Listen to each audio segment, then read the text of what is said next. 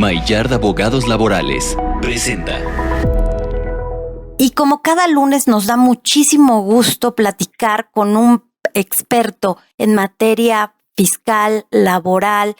Muchísimas gracias, César Maillard, por esta entrevista para Salud, Dinero y Amor. Muchísimas gracias, ¿cómo están? Buenas noches. Buenas noches, César. Te saluda Claudia Villegas y quisiera que nos platicaras un poco, César, por qué es importante buscar expertos que sean reconocidos, que estén trabajando en estos temas laborales, pues que ya tengan cierta trayectoria y no dejarnos engañar en este momento, porque surgen como hongos bajo la lluvia, argumentando que conocen los cambios, que incluso tienen buenos contactos. Cuéntanos un poco sobre esto y cómo lo ven en el despacho que tú encabezas. Claro que sí, Clau, muchas gracias. Fíjate que la reforma a la subcontratación es de una naturaleza laboral. Por supuesto que tiene implicaciones fiscales, por supuesto que tiene implicaciones de seguridad social, incluso penales. Entonces, derivado de la prohibición de la subcontratación de manera genérica, muchos despachos del mal llamado outsourcing, que son estrategias fiscales, algunas que afectaban los derechos de los trabajadores por dejar de pagar cuotas o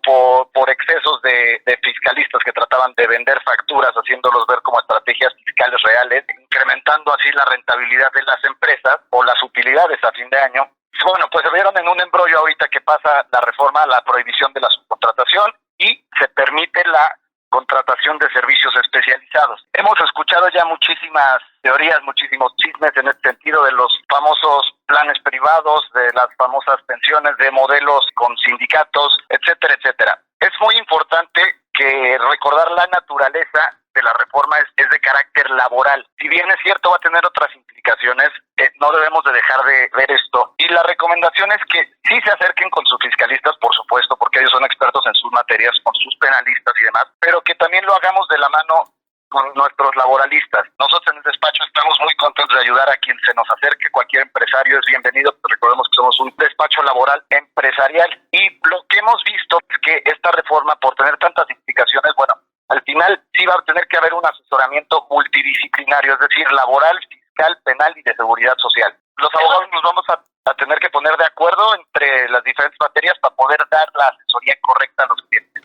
César, buenas noches. Te saluda Marielena Vega. Oye, ¿cómo detectar que un despacho de abogados no es el adecuado o que me puede generar algún fraude? Los focos rojos, que principalmente ahorita que se ven en estos despachos, son los que te dicen, no cambió para nada. Palabras más, palabras menos, ¿no? Te dicen, no cambió para nada, todo sigue igual, nomás ahorita te vas a tener que registrar. Bueno, la realidad de las cosas es que cambió muchísimo.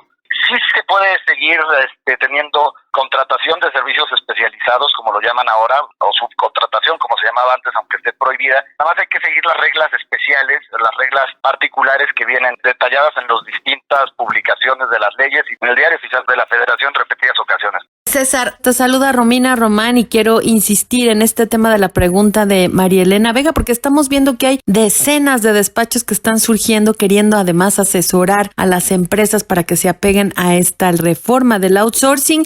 Entonces hay que desconfiar de aquellas que te dicen que no hay mayores cambios. Es que mira, lo puedes detectar cuando te dicen que no hay mayor problema. La verdad es que lo que hemos visto es que tanto el sistema como la reforma tienen tantas aristas y tantas trabas. Bueno, incluso para registrarte como un servicio especializado ahorita no se puede hacer porque el sistema está trabado, el famoso REPC. Entonces, cuando lleguen despachos nada más a ofrecerte optimización en tu rentabilidad, es cuando te tienes que preocupar porque no están viendo las implicaciones más allá de las multas, de la inspección de la Secretaría del Trabajo, las auditorías del SAT, de la propia Secretaría, que bueno, pues si pueden llegar a tener implicaciones hasta de cancelaciones de sellos y por lo tanto ya no vas a poder facturar tu actividad comercial, o multas hasta de 4,300,000 pesos aproximadamente. Muchísimas gracias, César Maillard. Regálanos algún correo, algún contacto donde puedan localizarte nuestros amigos que nos escuchan. Cualquier empresa va a necesitar, así como un contador, ahora va a necesitar un abogado en materia laboral con el objetivo de seguir las líneas y los reglamentos nuevos en este sentido. César, regálanos tu correo o algún contacto. Claro que sí, mi correo es César, M de mamá, @Maillard, se los deletreo, es M de mamá, A de Alfonso, I de Ignacio, L de Lalo otra vez, A de Alfonso, R de ratón, D de dedo, .com.mx. Gracias, César. Vamos con más información aquí en Salud, Dinero y Amor. Maillard Abogados Laborales presentó. Seguimos aquí en Salud, Dinero y Amor y ya está con nosotros Jorge Gordillo. Él es el director de Estudios Económicos y Análisis Financiero de CI Banco. Muchas gracias, Jorge, por acompañarnos esta noche. Y la primera pregunta, ¿cómo estás viendo el entorno económico, financiero, de inversión, los indicadores económicos, cómo pintan para el cierre de este año? Hola, Romina, muy contento de platicar con ustedes.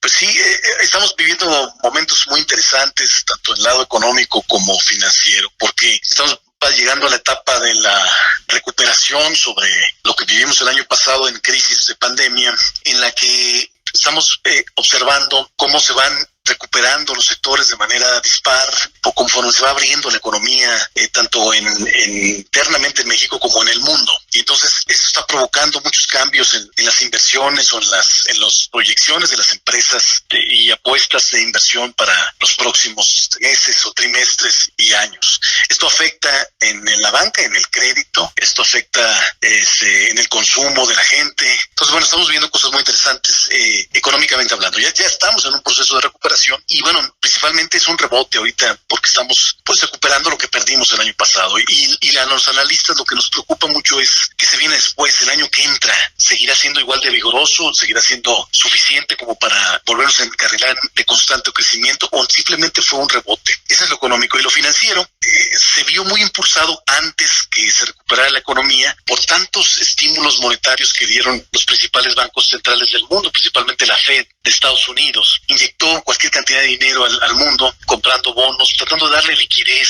a la banca para que prestara a las empresas y también estímulos fiscales, mandó la tasa de interés a cero y esto ayudó a que los activos financieros mexicanos y de países emergentes pues se recuperaran más rápido. El tipo de cambio lo vimos recuperarse mucho más rápido que la economía desde el año pasado. Las bolsas han estado elevándose, han estado subiendo bastante. Entonces ahora, como se adelantaron, ahora la preocupación que viene hacia adelante, a diferencia de la economía que apenas viene para recuperarse, es que la Reserva Federal en Estados Unidos, el Banco Central de Estados Unidos, la preocupación que tenemos es como ya vimos que la economía norteamericana ya está muy avanzada o va muy encarrerada en recuperarse, en cualquier momento dé la señal de que se salga de estos estímulos. Y si eso pasa, entonces posiblemente veremos pues volatilidad en los mercados financieros, correcciones en las bolsas, depreciación en el tipo de cambio, etcétera, etcétera. Jorge, buenas noches. Te saluda Claudia Villegas. Aprovechando que estás por aquí, Jorge, explícanos por favor, desde tu perspectiva, ¿qué está pasando con el tipo de cambio? Por un lado nos dicen que la economía pues no está creciendo lo suficiente, que necesita inversión, pero tenemos un tipo de cambio muy fuerte. ¿Cuáles son los factores que lo están determinando para que entendamos los ciudadanos de a pie qué pasa con el tipo de cambio?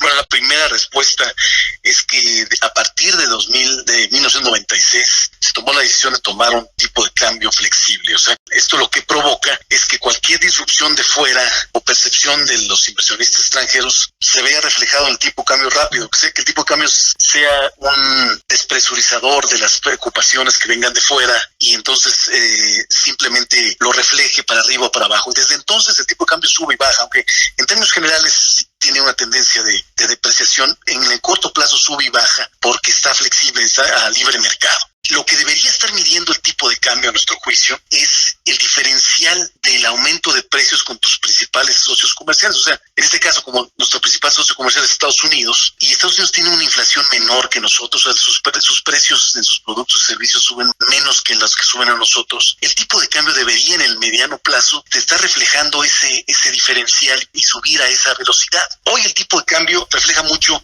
el ciclo financiero en el que vive el mundo y lo que sí refleja lo interno es la magnitud de estos movimientos. Si nos ven débiles, si nos ven con mucho riesgo por las finanzas públicas, Pemex, las condiciones de seguridad a las inversiones extranjeras, entonces eso hace que este ciclo se vea más evidente, que la apreciación o la depreciación de la moneda sea más fuerte a la de otras monedas. Jorge, pero a mí me gustaría que nos comentaras, hablando del Banco de México, ¿qué lectura le están dando ustedes los analistas a estos cambios que se están presentando? Ha habido suspicacias respecto a la cercanía del secretario Herrera con el presidente López Obrador y que esto podría, digamos, influir mucho en las decisiones que pueda tomar el Banco de México, incluso vulnerar su autonomía. ¿Cómo están viendo ustedes este tema en específico, Jorge? Sí, mira, el presidente creo que le queda muy claro que al mercado no le gusta que se afecte o que se atente hacia la autonomía del Banco de México, y hasta ahorita no lo ha hecho, no se ha metido con el banco, y eso ha logrado cierta estabilidad en los mercados financieros. Ahora, el hecho de que no haya ratificado al anterior gobernador del Banco de México, bueno, ya lo sabíamos, no es de su afinidad. Entonces, en ese sentido,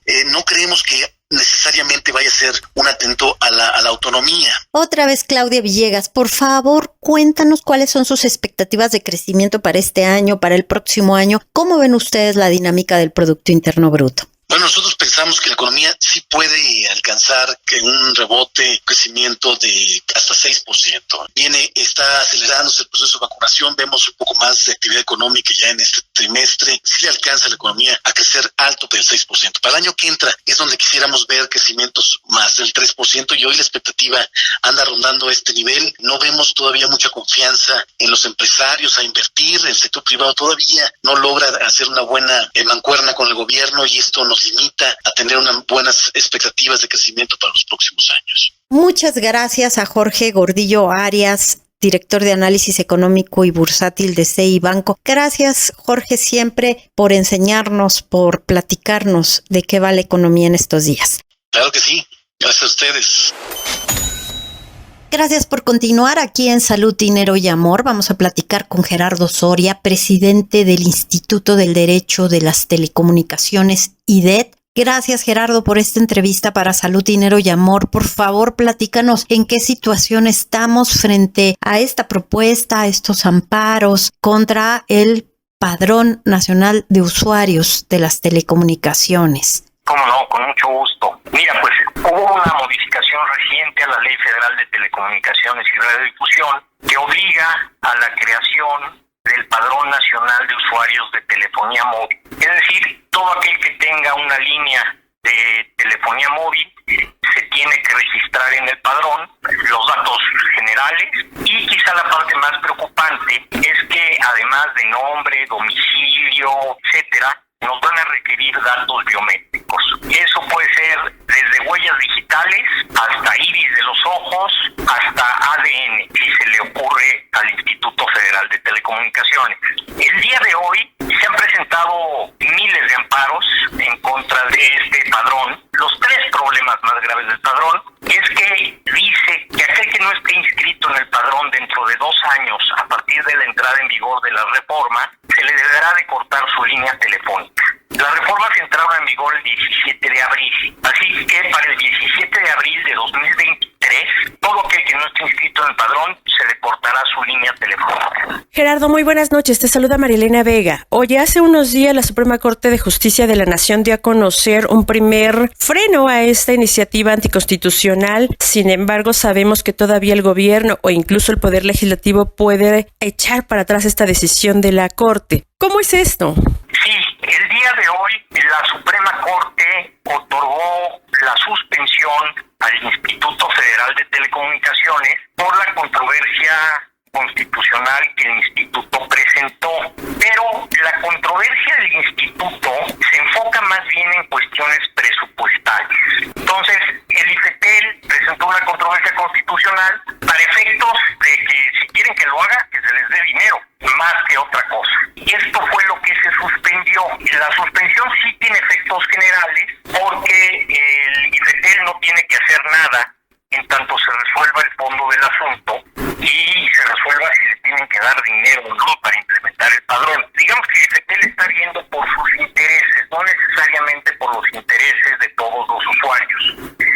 Y los derechos humanos que se le violan a los usuarios son básicamente dos: el derecho a la privacidad y el derecho a la conectividad. Los dos están en la Constitución y nos están haciendo elegir entre uno u otro. Ese es el punto de fondo de la inconstitucionalidad del padrón. Gerardo, buenas noches. Te saluda Romina Román y me parece gravísimo esto que dices, que va a aumentar el delito de robo hacia teléfonos celulares con las consecuencias que todo esto significa, que incluso ya se había visto en épocas pasadas. ¿Qué sigue, Gerardo? Ya se dio una suspensión, sin embargo, ¿hay posibilidades de que se frene de manera definitiva y se eche marcha atrás a esta reforma, o qué nos espera a los ciudadanos? Bueno, ya hay una suspensión generalizada para que el IFETEL no siga adelante con esto hasta en tanto se resuelva su controversia. Pero supongamos que su controversia se resuelve a favor y deciden que sí le van a dar dinero al IFETEL. Eso en nada resuelve el problema de los usuarios, porque nosotros seguiríamos obligados a entregar nuestros datos biométricos con la pena de perder nuestra línea celular si no lo hacemos. Y quizá uno de los temas más preocupantes es que en esta reforma se inventó una presunción de culpabilidad. Es decir, que si alguien comete un delito con el teléfono que te robaron, las autoridades tranquilamente con uno de los artículos de esta reforma van a presumir que tú fuiste quien cometió el delito, lo cual es verdaderamente absurdo por todos lados. Muchísimas gracias, Gerardo Soria, director general del IDET. Muchísimas gracias por esta entrevista y pues ojalá sigamos platicando, Gerardo, sobre este tema que debería preocuparnos mucho, porque creo que el dispositivo móvil es una de las herramientas que más usamos y en donde tenemos mucha información personal, Gerardo. Exacto, y también, aunque la base de datos estaría cuidada por el IFETEL, cualquier autoridad de procuración de justicia o de persecución de los delitos puede pedirle información. Y eso es muy grave porque cualquier policía municipal del país puede pedir la información. Y sabemos en dónde acaba la información que piden las policías municipales. Gerardo, un tema fundamental en este momento cuando la delincuencia organizada está a todo lo que da. Muchas gracias a Gerardo Soria. Él es presidente del Instituto de Derecho de las Telecomunicaciones, el IDET, y por supuesto que vamos a seguir muy en contacto contigo para actualizarnos sobre este tema tan importante. Muchas gracias. Con mucho gusto. Gracias. Quédese con nosotros aquí en Salud, Dinero y Amor. Sus amigas Marielena Vega, Claudia Villegas y una servidora Romina Román. Vamos a un corte rapidísimo y regresamos. Ellas te apasionan. Salud, dinero y amor. Por 80.